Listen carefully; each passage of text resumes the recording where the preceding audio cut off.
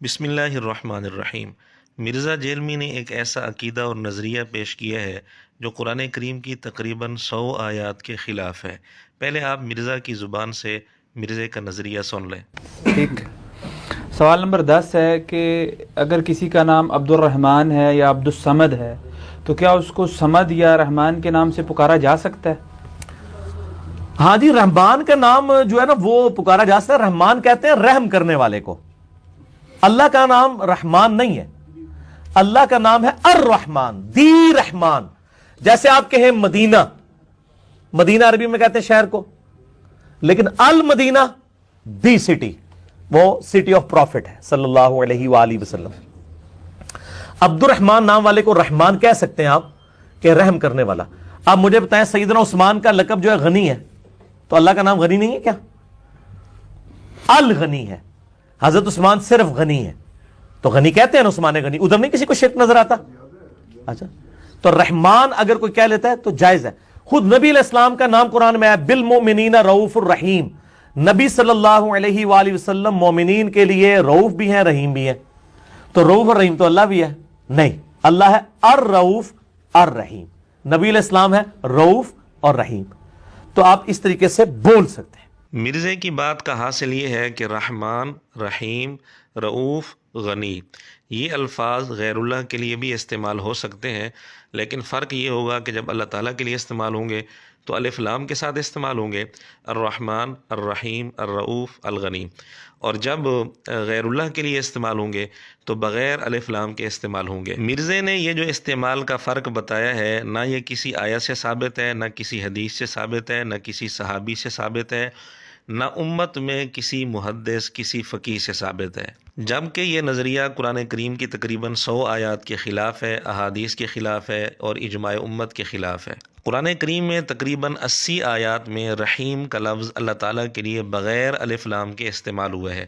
اب مرزے کا یہ کہنا کہ جب یہ اللہ تعالیٰ کے لیے استعمال ہوگا تو الرحیم، اور جب کسی اور کے لیے استعمال ہوگا تو رحیم، یہ فرق قرآن کریم کی ان 80 آیات کے خلاف ہو گیا جن میں اللہ رب العزت نے اپنے لیے بغیر الف لام کے رحیم کا لفظ استعمال کیا ہے۔ اسی طرح مرزے کا یہ کہنا کہ رؤوف کا لفظ غیر اللہ کے لیے استعمال ہو سکتا ہے، لیکن یہ فرق ہوگا کہ اللہ کے لیے الرؤوف اور غیر اللہ کے لیے صرف رؤوف، تو یہ بھی قرآن کریم کی تقریباً 10 آیات کے خلاف ہے۔ قرآن کریم کی تقریباً 10 آیات میں اللہ تعالیٰ کے لیے رؤوف کا لفظ بغیر الف لام کے استعمال کیا گیا ہے، اور الرؤوف پورے قرآن میں کہیں بھی استعمال نہیں کیا گیا، تو یہ بات بھی قرآن کریم کی تقریباً 10 آیات کے خلاف ہے۔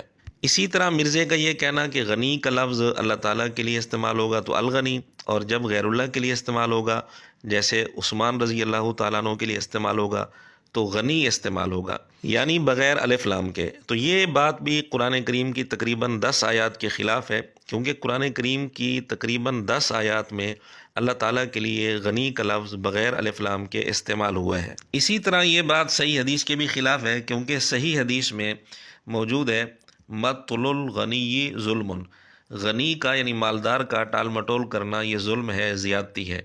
یہاں الغنی کا لفظ غیر اللہ کے لیے بولا گیا ہے، تو مرزے کا کہنا کہ جب اللہ کے لیے استعمال ہوگا تو الغنی، غیر اللہ کے لیے استعمال ہوگا تو غنی، تو یہ بات قرآن کریم کے بھی خلاف اور صحیح حدیث کے بھی خلاف۔